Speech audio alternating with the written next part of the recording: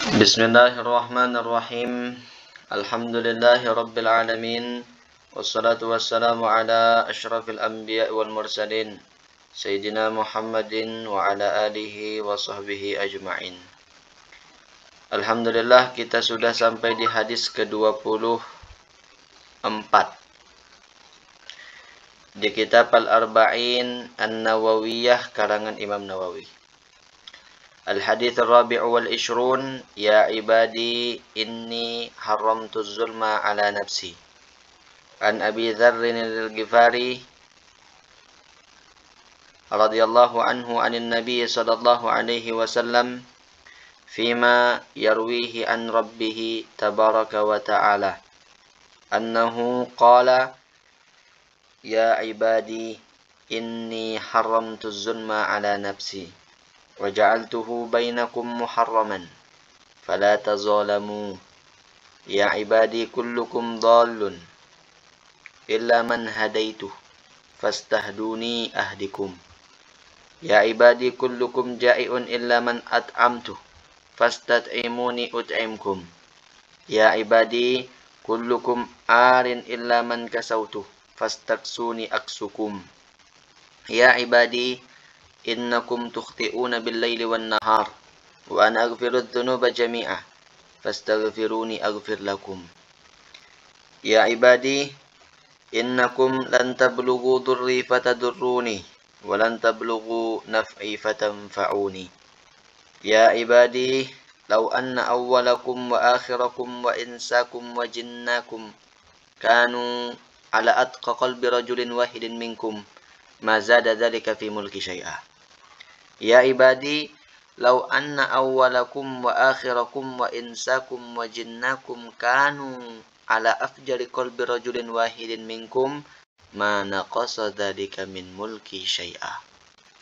Ya ibadi, law anna awwalakum wa akhirakum wa insakum wa jinnakum qamu fi sa'idin wahidin fasa'aluni fa'ataitu kulla wahidin mas'alatah ma naqasa dhalika min indi illa kama yanqusul mikhyat idza udkhila al-bahra ya ibadi innama hiya a'malukum uhsiha lakum thumma uwaffikum iyyaha faman wajada khairan falyahmadillah wa man wajada ghaira dhalik fala yalumanna illa nafsah. Rawahu Muslimun. Hadis yang ke-24 dari Abi Dzar Al-Ghifari, semoga Allah meridhoinya, dari Nabi sallallahu alaihi wasallam yang dia dapatkan dari Tuhannya, Allah Subhanahu wa taala, atau yang disebut juga dengan hadis qudsi, firman Allah Subhanahu wa taala yang disampaikan oleh Rasulullah sallallahu alaihi wasallam, yang disebut dengan hadis qudsi. Allah Subhanahu wa taala berfirman, qala annahu qala ya ibadi inni haramtu zulma ala nafsi. Kata Allah, wahai hambaku. Ya Allah, ini merupakan panggilan yang perlu kita, yang harus kita banggakan. Panggilan Allah menggunakan kata hambaku adalah panggilan yang harus kita bangga dengan panggilan itu. Karena Allah juga menggunakan panggilan itu kepada para nabi-nabinya, kepada Nabi Muhammad sallallahu alaihi wasallam, wahai hambaku. Dan mereka bangga dipanggil dengan hamba dan dibanggakan. Maka ketika para nabi-nabi, orang-orang yang mulia di sisi Allah, dipanggil dengan panggilan ya ibadi, wahai hambaku, seharusnya kita juga bangga dengan panggilan Allah Subhanahu wa taala mengatakan ya ibadi, wahai hambaku. Kita ini orang yang bisa dibilang mungkin jauh dari Allah Subhanahu wa taala. Tapi kita dipanggil oleh Allah, ya ibadi, wahai hambaku. Hambaku dipakai Allah. Apa kata Allah? Wahai hambaku, inni haramtu zulma ala nafsi. Sesungguhnya aku mengharamkan kezoliman terhadap diriku. Allah mengharamkan zolim terhadap dirinya.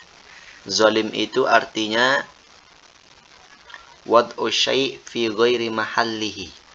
Menempatkan sesuatu bukan pada tempatnya, itu zolim namanya. Atau zolim itu juga artinya at-tasarruf fi milkil ghair bi ghairi haqqin. Mempergunakan hak milik orang lain tanpa seizin orang itu, tanpa hak. Itu juga zolim namanya. Nah, Allah Subhanahu wa taala mengharamkan kezoliman terhadap dirinya. Allah Subhanahu wa taala berfirman juga, innallaha la yazlimun nasa syai'a.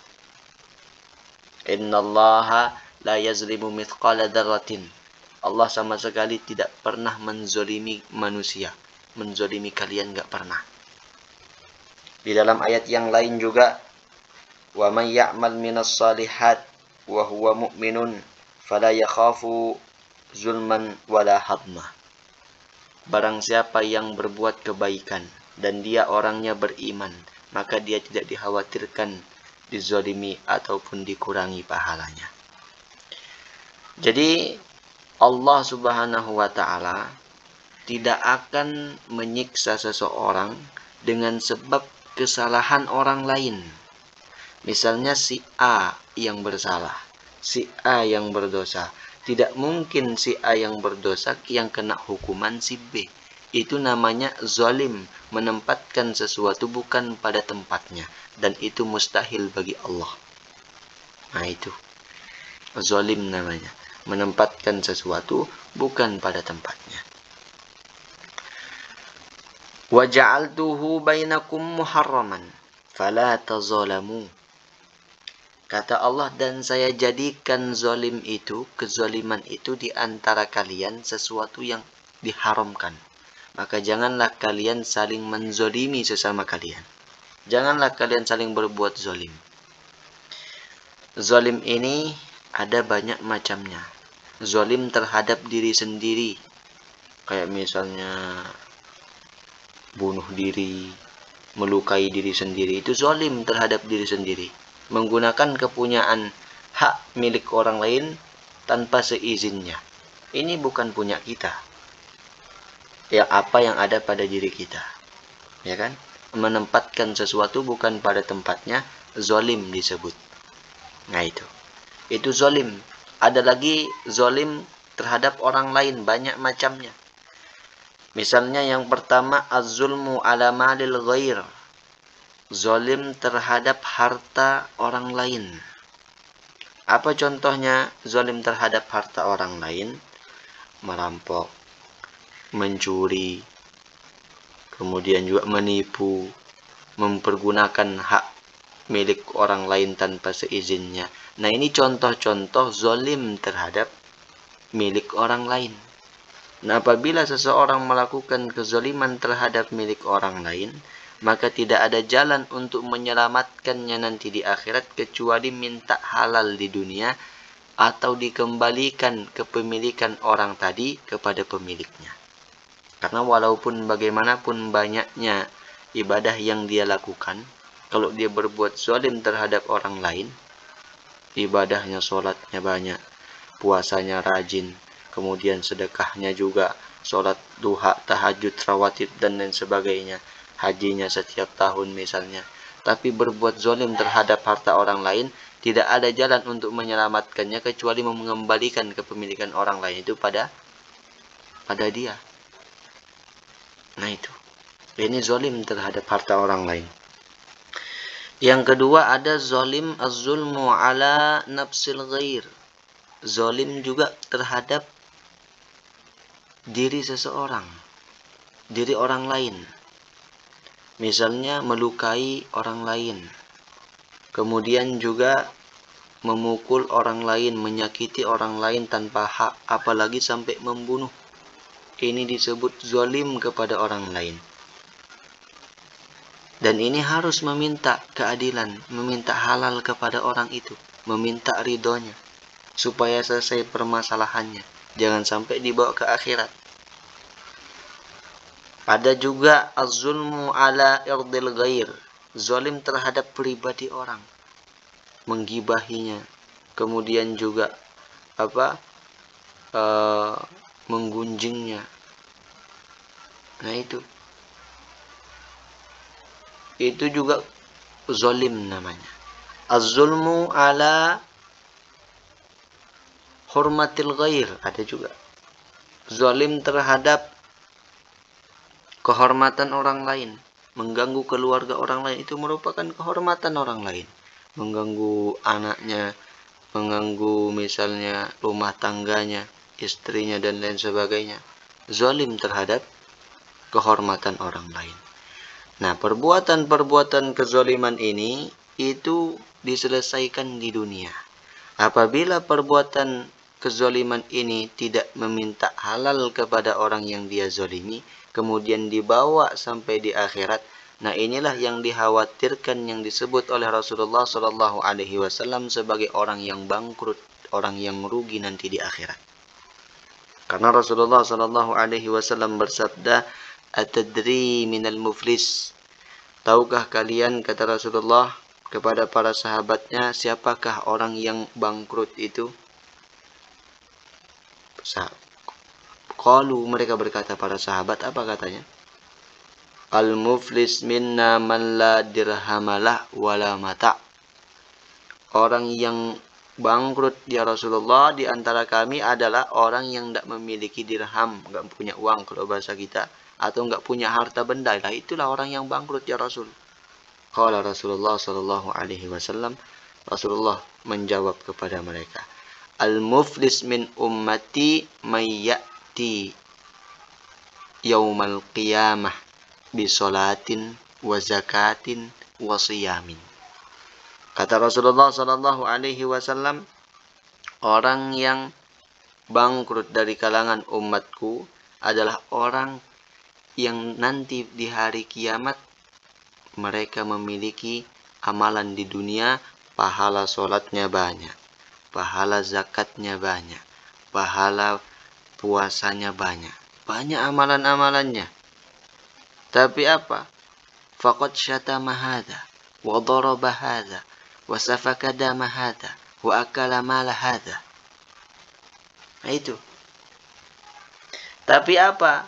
Dia selama di dunia suka memukul orang lain, suka menyakiti orang lain, menumpahkan darah, mengambil harta orang lain, memakan harta orang lain, menggibahi saudaranya, menzolimi saudaranya. Nah itu. Fayu'ti hadza min hasanatihi wa hadza min hasanatihi. Ketika seseorang itu berbuat amalan-amalan yang baik tadi, kemudian dia menzolimi saudaranya, ketika itu juga perbuatan baik yang pahalanya dia dapatkan tadi, sholatnya, puasanya, zakatnya, itu menjadi hutang dengan sebab dia menzolimi saudaranya, dipindahkan pahala itu kepada saudara yang dia zolimi. Nah itu. Dipindahkan pahala tadi itu. Fa in faniyat hasanatuhu ukhidha bi khotoyahu. Apabila sudah habis untuk dibayarkan hutang kezalimannya itu kepada saudaranya dengan perbuatan baiknya, maka diambil dari perbuatan buruk orang yang dia zalimi itu, ditimpakan ke dia. Coba. Kemudian apa? Tsumma turihat finnar. Dilemparkan kemudian itu ke dalam api neraka. Nah inilah yang disebut oleh Rasulullah Shallallahu Alaihi Wasallam sebagai orang yang bangkrut. Orang yang bangkrut, kata Rasulullah, mereka nanti di akhirat punya pahala banyak, amalannya banyak. Duha, tahajud. Tapi di samping duha, tahajud, di samping puasa, lisannya juga tetap mencela orang lain, tetap menzalimi orang lain perbuatannya, tetap menyakiti saudaranya. Coba. Sehingga ketika dia menzalimi saudaranya dengan ucapan dan perbuatannya itu, pahala yang dia dapatkan tadi berupa sholat, kemudian zakat, puasa, tahajud, duha, dan lain sebagainya, sedekah, itu dipindahkan kepada orang yang dia zalim. Ketika habis itu semuanya, tinggal perbuatan jelek orang itu ditimpakan ke dia sebagai hutangnya, karena belum diselesaikan di dunia. Ketika itu dilakukan, turihat finna, dilemparkan orang itu ke neraka. Nauzubillah. Nah, inilah yang disebut dengan kezaliman itu. Nah, itu. Kemudian juga hadirin hadirat yang dimuliakan oleh Allah Subhanahu wa taala. Orang yang dizalimi itu juga dikatakan doanya itu tidak ada hijabnya.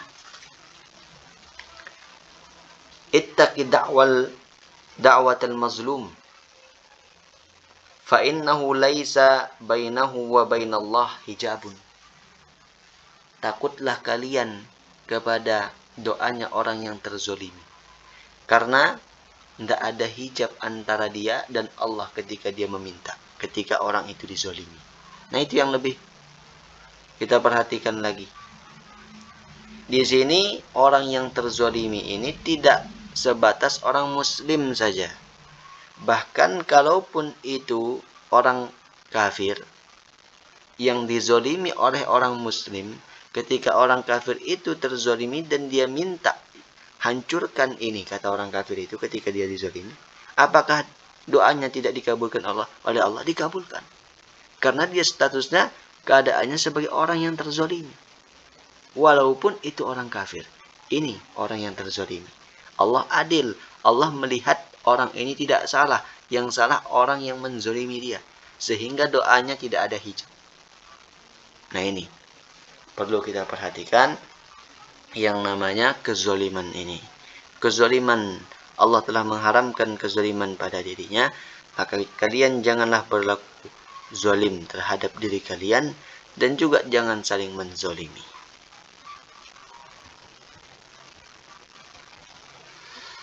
Ya ibadi, kullukum dhallun illa man hadaituh, fastahduni ahdikum. Wahai hambaku, kata Allah, ketahuilah seluruh kalian adalah tersesat. Kita ini dianggap tersesat, tidak mengenal Allah, tidak mengenal Islam. Illa man hadaituh, kecuali orang yang aku beri petunjuk. Ada orang yang ditakdirkan oleh Allah berada di lingkungan orang-orang soleh. Itu merupakan bagian dari petunjuk. Ada orang, kedua orang tuanya ditakdirkan orang-orang yang soleh. Itu merupakan bagian dari petunjuk dari Allah Subhanahu wa ta'ala. Fastahduni ahdikum, mintalah petunjuk kepadaku, aku akan berikan kalian petunjuk. Minta kepada Allah petunjuk, maka Allah akan berikan petunjuk itu kepada kita. Dan ketika seseorang itu tidak meminta petunjuk hidayah dalam sehari saja, maka seseorang ini bermasalah. Artinya dia berdosa. Kenapa bisa berdosa? Karena dalam sehari itu pasti kita diwajibkan minta petunjuk, minta hidayah. Mana buktinya? Ketika kita baca Al-Fatihah di dalam sholat. Ihdinas siratal mustaqim. Itu harus setiap hari kita minta petunjuk hidayah. Ya Allah, tunjukilah, berikanlah kepada kami petunjuk jalan yang lurus. Nah, itu. Kalau orang nggak minta petunjuk sehari saja, berarti dia nggak sholat artinya. Nah, makanya kita wajib minta hidayah setiap hari. Nah, itu. Dan di sini meminta hidayah bukan sebatas untuk diri kita saja yang dianjurkan. Tapi dianjurkan juga untuk memintakan hidayah kepada orang lain. Walaupun itu orang non-muslim. Allahu yahdik, semoga Allah memberikan kamu petunjuk. Walaupun itu non-muslim, semoga Allah memberikan hatinya petunjuk sehingga masuk ke dalam Islam. Atau dia orang yang Islam sudah. Nah, itu. Ya ibadi, kullukum ja'iun illa man at'amtuh. fastat'imuni ut'imkum. Wahai hambaku, seluruhnya kalian itu adalah orang yang lapar, kecuali orang yang aku beri makan. Maka mintalah makan kepadaku, niscaya aku akan beri kalian makan.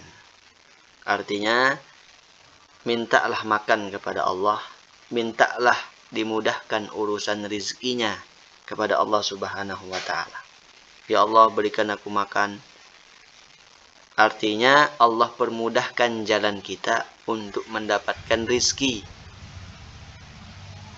Bukan berarti ya Allah kasih aku makan terus diturunin beras dari langit. Tidak bisa kan kayak gitu. Artinya jalannya supaya kita diberikan rizki yang halal oleh Allah Subhanahu wa ta'ala. Ya ibadi kullukum arin illa man kasautuh fastaksuni aksukum. Wahai hambaku, sesungguhnya kalian itu semuanya adalah telanjang, kecuali orang yang aku beri pakaian.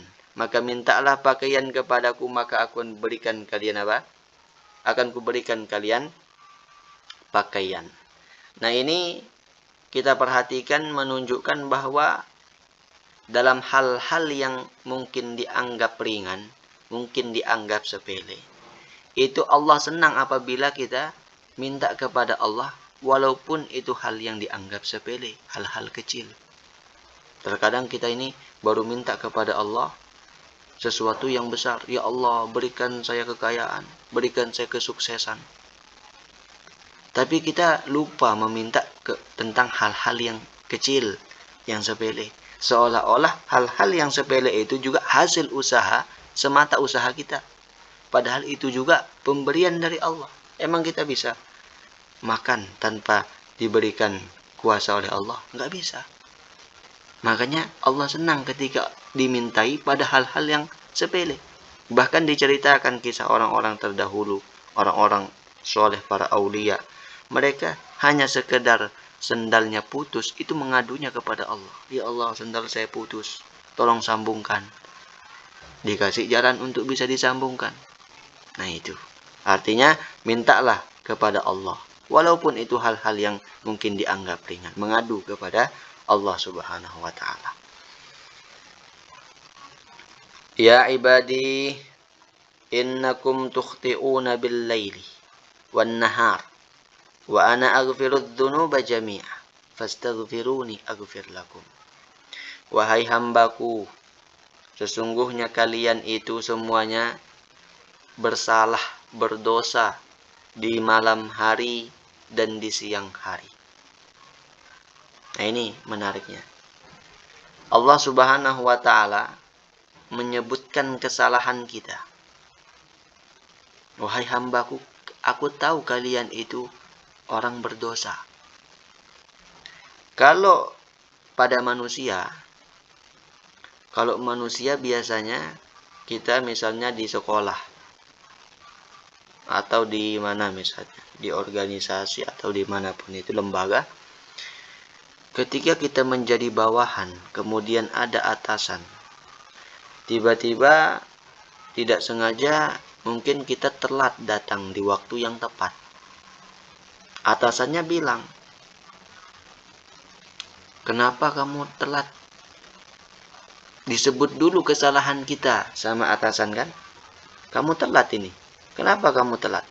Berarti biasanya setelah dia menyebutkan kesalahan kita, pasti akan ada ucapan yang kurang, yang membuat hati kita itu kurang lah. Artinya begini, ketika menyebutkan kesalahan kita, pasti kemungkinan kita akan dihukum.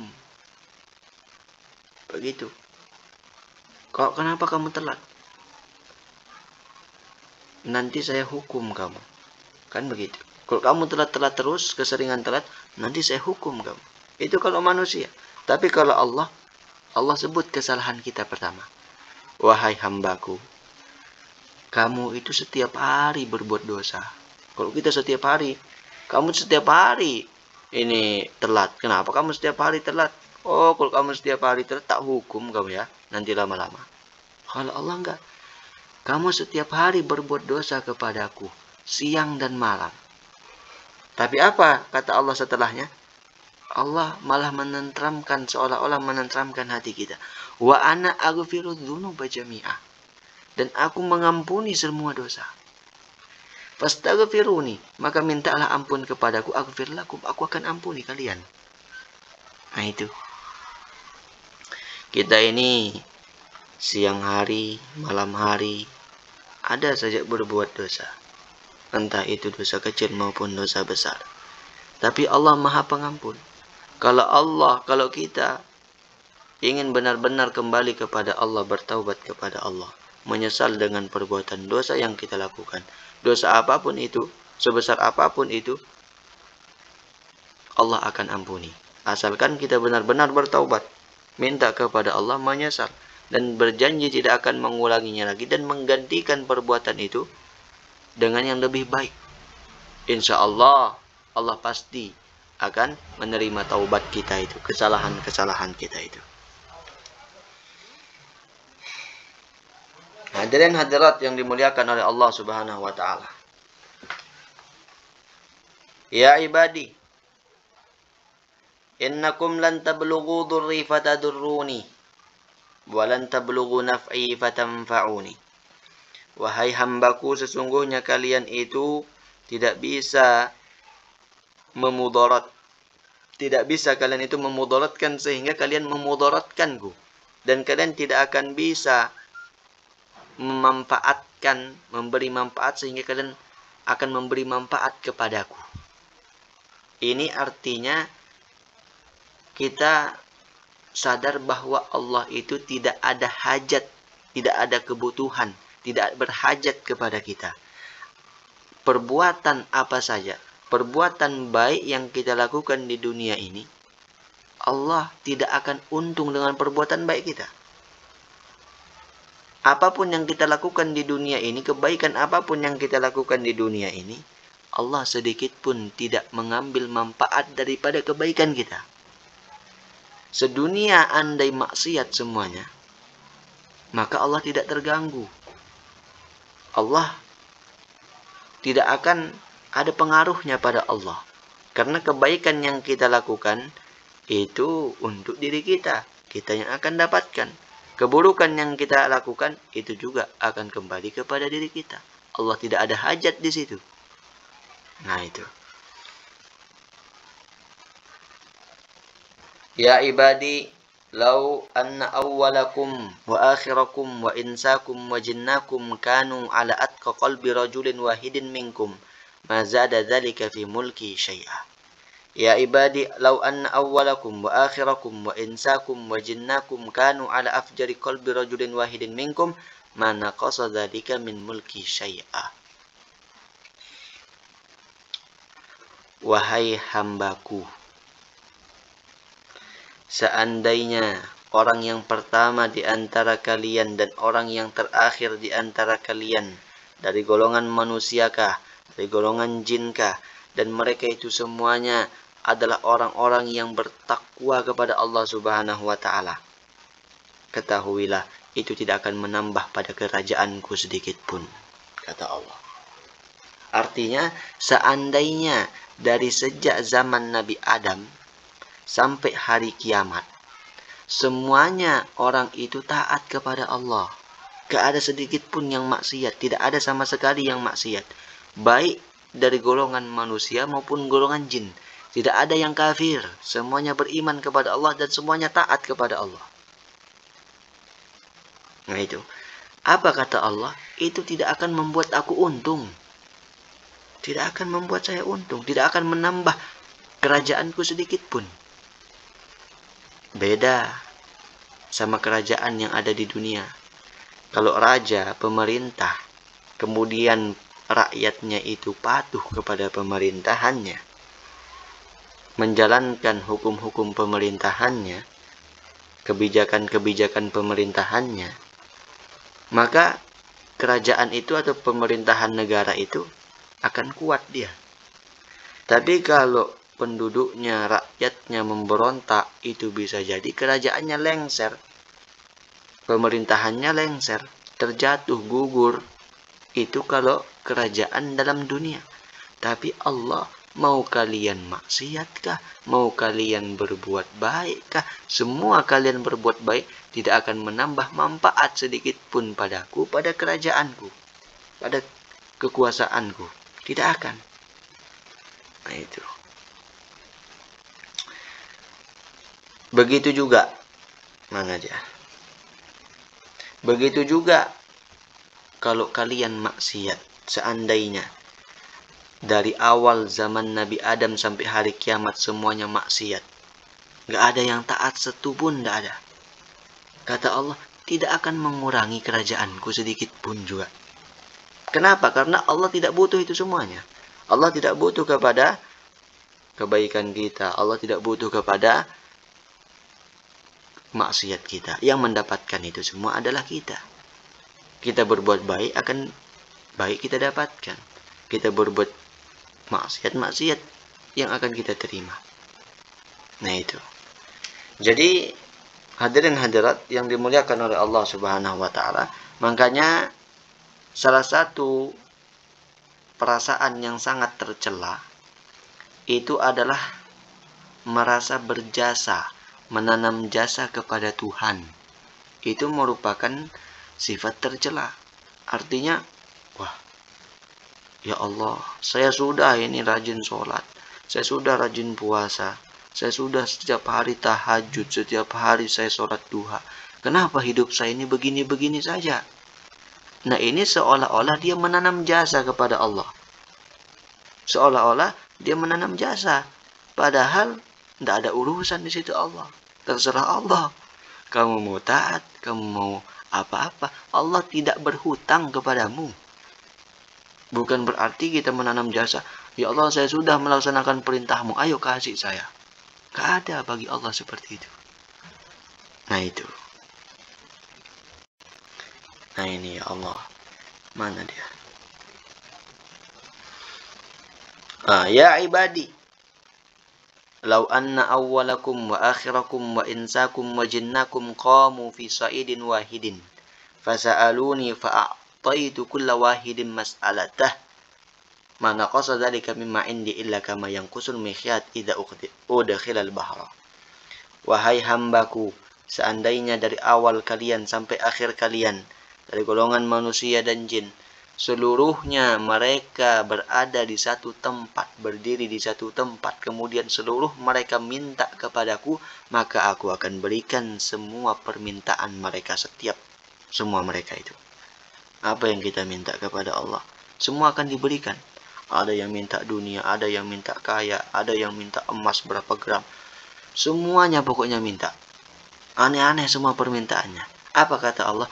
Akan kukabulkan semua kalian permintaannya. Tapi ketahuilah, ingat, tidak akan mengurangi di sisiku apapun dari perbendaharaanku. Kecuali sebagaimana engkau berkurangnya jarum apabila dimasukkan ke dalam laut. Ini ada jarum kan? Nah jarum itu kecil. Nah itu dimasukkan di laut. Angkat. Ada yang netes kan? Nah itulah yang netes permintaan kalian semuanya. Dari golongan jin dan manusia. Sedangkan perbendaharaanku laut itu semuanya. Nah begitulah ibaratnya kira-kira.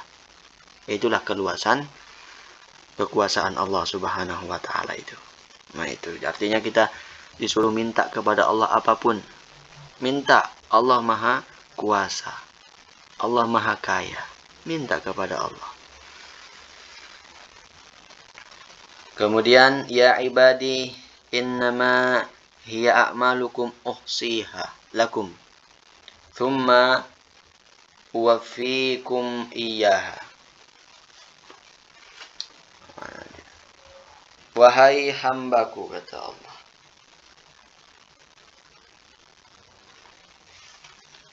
wahai hambaku,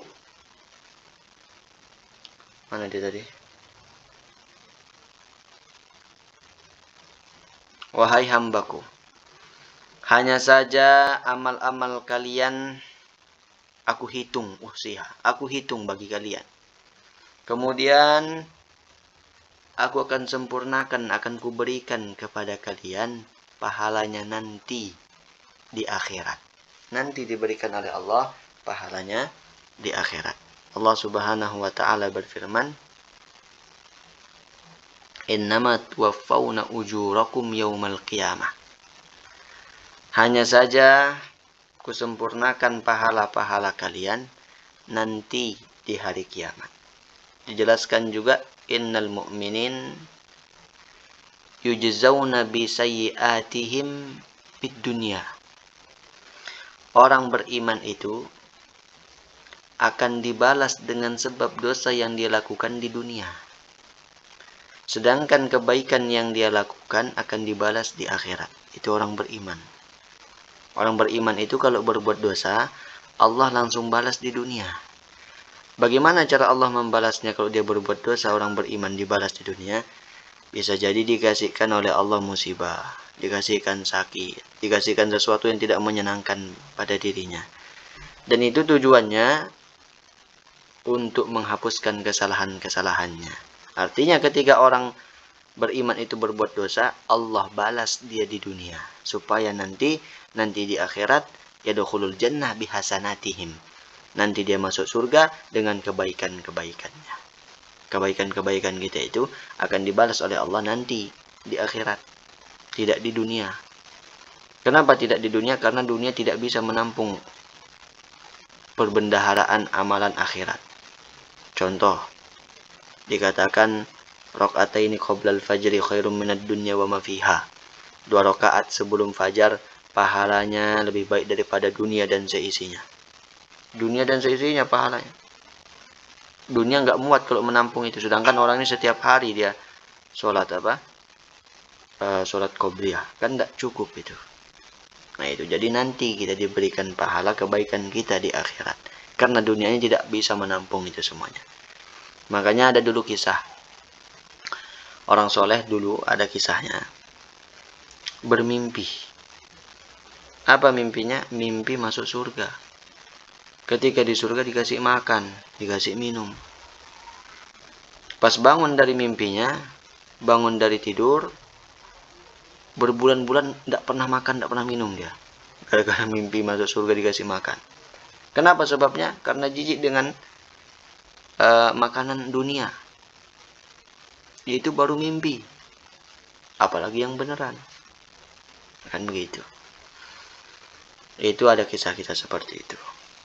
Nah kemudian, kalau orang kafir, itu amal kebaikannya Allah balas langsung dia di dunia. Ada orang kafir berbuat baik, sosialnya bagus, menyumbang ke masjid, membuat jalanan, membuat sumur, sosialnya bagus sesama manusia, Allah berikan di dunia. Tapi nanti di akhirat dia masuk neraka dengan sebab kekafirannya itu. Nah itu. Jadi amal kebaikan kita itu, kebahagiaan yang kita rasakan itu bukan semata-mata karena amal kebaikan kita, tapi amal kebaikan kita juga akan dibalas nanti di akhirat. Tapi kalau kita kemudian sakit atau terkena musibah, maka yakinilah itu Allah ingin menghapus dosa-dosa kita. Nah itu. Faman wajada khairan falyahmadillah. Barang siapa yang menemukan kebaikan, hendaklah dia bersyukur, memuji Allah Subhanahu wa taala. Kalau dia mendapatkan nanti pahala di akhirat, bersyukur. Aw man wajada ghaira dzalik fala yalumanna illa nafsah. Tapi kalau dia tidak menemukan kebaikan nanti, tidak ada pahalanya misalnya di akhirat, maka jangan dia mencela kecuali dirinya sendiri. Bukan Allah menzalimi dia. Tadi sudah dikatakan, tidak ada Allah menzalimi kalian. Maka celalah diri kalian sendiri.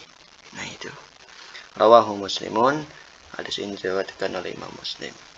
Sampai di sini dulu. Wallahu subhanahu wa ta'ala alam. Jadi kita lanjutkan.